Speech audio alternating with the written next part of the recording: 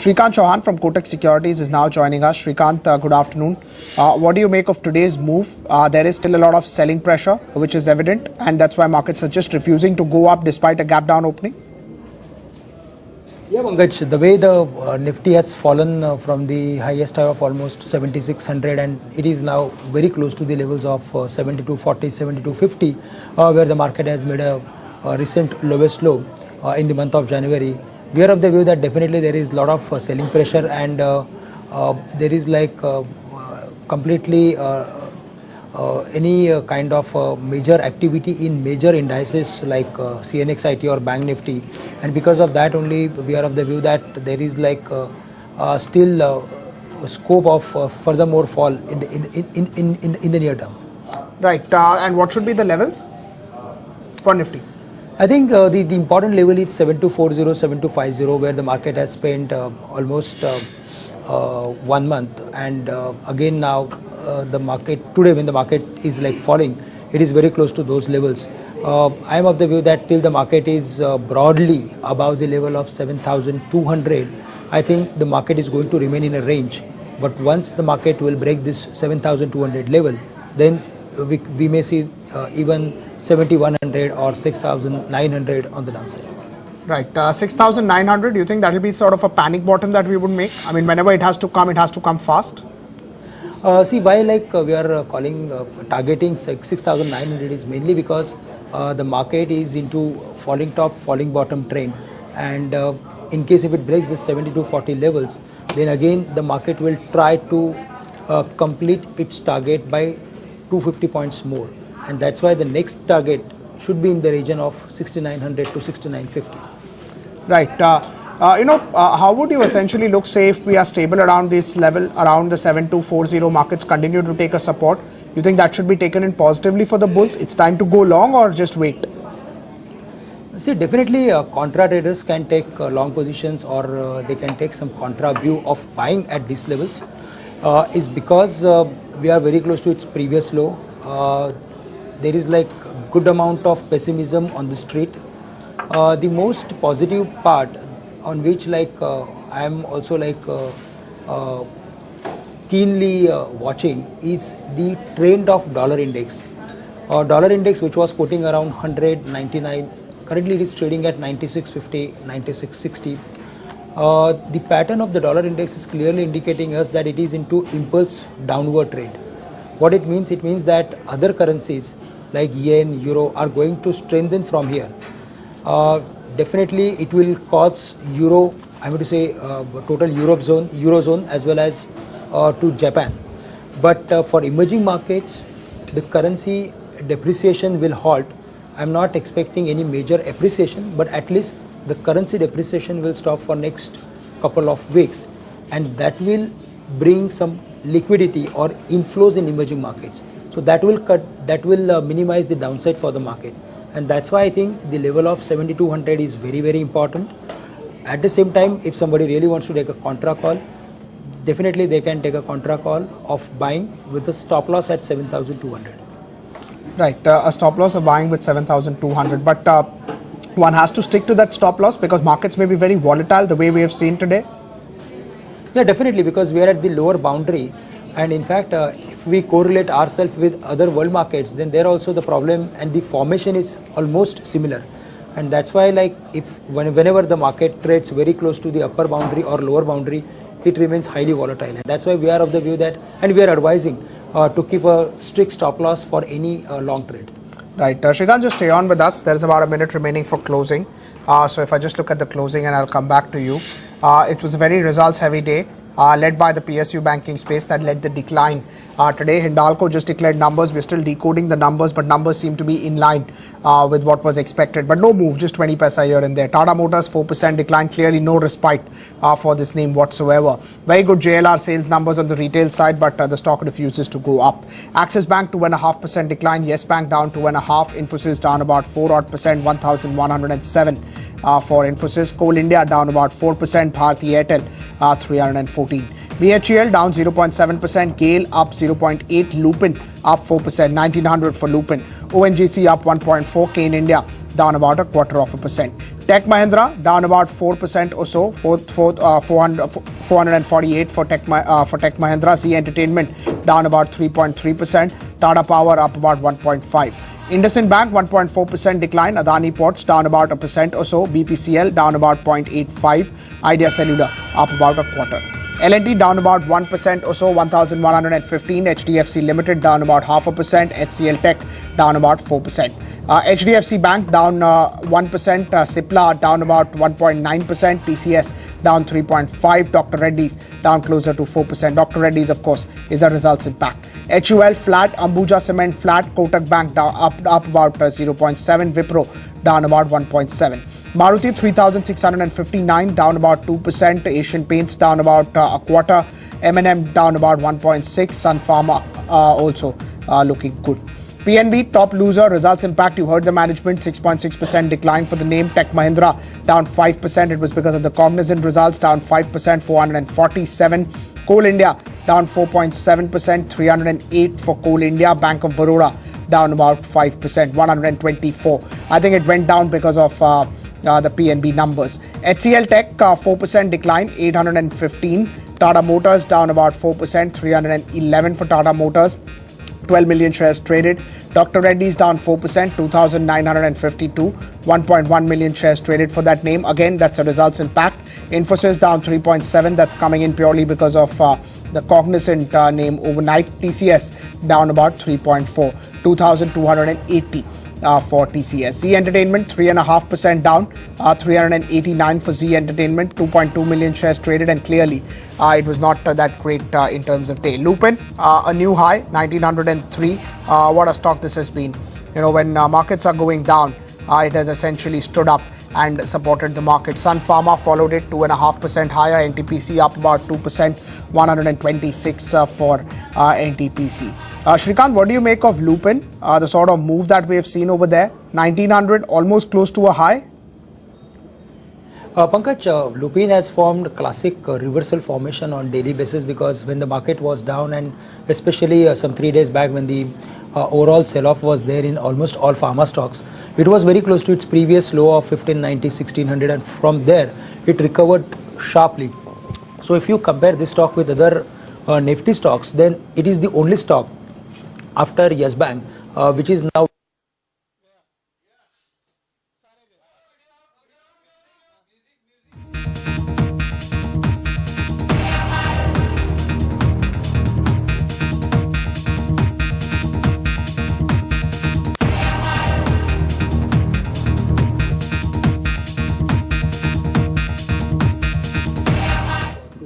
2,250 so easily, but definitely yes, 2,000 to 2,050 is on the card.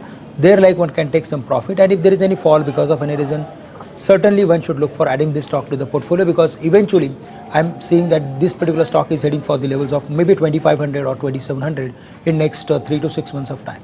Right. What would you make of what's happening with something like a Tata Motors? Tata Motors, of course, yes, it is falling along with other auto stocks, and the only positive part is that it is falling gradually on day-to-day basis. Now it is very close to the 80% retracement of its entire rise from 280 to almost 480 kind of levels. So technically we are of the view that now the stock is highly oversold. Even though it is into this downward trend, it is very close to its crucial support or crucial mark ahead of the result.